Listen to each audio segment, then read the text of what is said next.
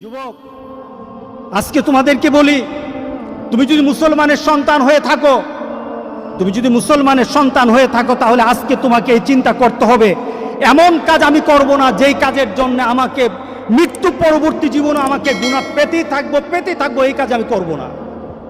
এটা মুসলমান, এটা হলো মুহাম্মদ সাল্লাল্লাহু আলাইহি সাল্লামের কলিজার টুকরা উম্মত, এটা হলো উম্মতের পরিচয়।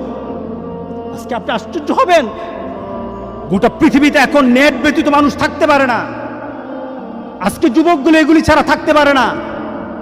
আজকে যুবকগুলি নিজেকে বিভিন্নভাবে সমাজের মধ্যে পরিচয় তুলে ধরছে, তারা মুসলমানের সন্তান, এই পরিচয় আজকে সমাজের মধ্যে হচ্ছে না।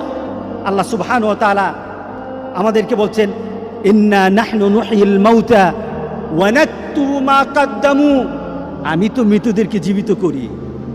আল্লাহ বলেন, আমি মৃতদেরকে আবার জীবিত করব এবং তাদের কৃতকর্মগুলি আমি সবগুলি লিপিবদ্ধ করে রাখি।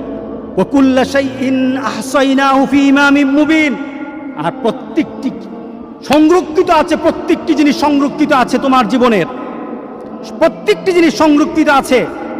যুবক, তোমার জীবনটা যদি, তোমার চলাটা যদি কোরআন এবং সুন্নাহ অনুযায়ী হয়, আল্লাহর রাসূল আর নেককার বান্দারা যেমন সুন্দর মউত পেয়েছে, রাসূল সাল্লাল্লাহু আলাইহি সাল্লাম বলেন, তোমাদের মউতও তত সুন্দর হয়ে যাবে, তোমাদের মউতও তেমন সুন্দর হবে। রাসূল সাল্লাল্লাহু আলাইহি সাল্লাম বলতেছেন, তুমি দুনিয়াতে যেভাবে চলবা মউতও তেমন হবে। কোনো ধরনের খারাপি যদি তোমার মধ্যে থাকে, তুমি যদি খারাপ নীতিতে চলো, তুমি খারাপ দৃশ্য নিয়ে চলো, তোমার হাতে খারাপ থাকে, তোমার ঘুমের সময় খারাপ জিনিস তোমার সাথে থাকে, তুমি তোমার বন্ধু বান্ধবের সাথে যখন আড্ডা দাও তখন তুমি খারাপ কোনো দৃশ্য নিয়ে তুমি কথা বলো, তুমি তোমার বন্ধু বান্ধবের সাথে যখন কথা বলো তোমার ভিতরে খারাপ চিন্তা থাকে, তোমার মতটাও তেমন খারাপই মত হবে। কে বলেছেন? মুহাম্মদুর রাসূলুল্লাহ। বিশ্বাস হয় না? মুহাম্মদ সাল্লাল্লাহু আলাইহি সাল্লাম বলে গেছেন, তোমার মতটা তেমন হবে। শুধু তাই নয়, কামা তামুতুন্না তুবাসুন, যেমন তোমার মত হবে তেমনই ভাবে তোমাকে আখিরাতে উঠানো হবে। এরপর রাসূল সাল্লাল্লাহু আলাইহি সাল্লাম হচ্ছে, তোমার মতটা যেমন তোমাকে উঠানো হবে ওই নীতিতে, যেমন ভাবে তুমি মরেছো। শুধু তাই নয়, কামা তুবাসুন তুশারুন, যেমন ভাবে তোমাকে হাসর করা হবে, যেমন ভাবে তোমাকে উঠানো হবে তেমন ভাবে তোমার হাসর হবে। সুতরাং দুনিয়া যেমন হাসর তেমন, দুনিয়া যেমন মত তেমন, দুনিয়া যেমন কবর তেমন। আজকে সবার ভিতরে একটা কথা বলি, আমাদের জীবনটাকে আমরা সুন্দরভাবে চালাতে চাই, এই জিনিসটা আমাদেরকে ধ্বংসের দিকে নিয়ে যাচ্ছে। যতটুকু উপকার আসা দরকার তার থেকে ক্ষতিটা বেশি হচ্ছে।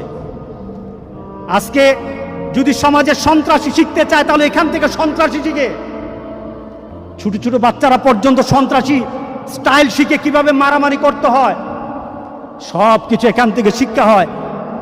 যদি তোমার ভিতরে দিনদারি হয়, সেটা তোমার আল্লাহর তরফ থেকে তোমার প্রতি একটা করুণা, তুমি ভালো কিছু বের করতে পারো, ভালো কিছু বের করতে পারো। এটা ভালোর দিকেও নিয়ে যায়, খারাপের দিকে নিয়ে যায়, তবে খারাপের দিকের সংখ্যাটাই বেশি।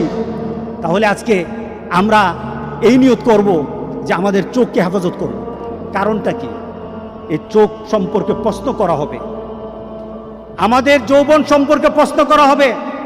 রাসূল সাল্লাল্লাহু আলাইহি সাল্লাম বলেছেন, সামনের দিকে অগ্রসর হওয়া যাবে না যতক্ষণ পর্যন্ত তার প্রশ্নের উত্তর দিতে না পারবে, ততক্ষণ হবে না। সেটা কি? আন উমরিহি ফিমা আফনাহু, তোমার জীবনটাকে তুমি কিভাবে পরিচালনা করেছো। আরেকটা হলো শাবাবি ফিমা আবলাহু, তোমার যৌবনকে তুমি কিভাবে ব্যয় করেছো। এই প্রশ্নগুলো আসবে। কবরও যেমন প্রশ্ন, হাসরের ময়দানে প্রশ্ন আছে। তাহলে চলুন আমরা পরিবর্তন হয়ে যাই। এই চোখকে আল্লাহ সুবহানাহু ওয়া তাআলা প্রত্যেকটি মানুষের চোখ যেন আল্লাহ হেফাজত করে, প্রত্যেকটি মানুষের কানকে যেন আল্লাহ হেফাজত করে। আল্লাহর কাছে বেশি বেশি করে চান। চোখ যদি ধরা খেয়ে যায়, কান যদি ধরা খেয়ে যায়, বাঁচার আর উপায় নাই।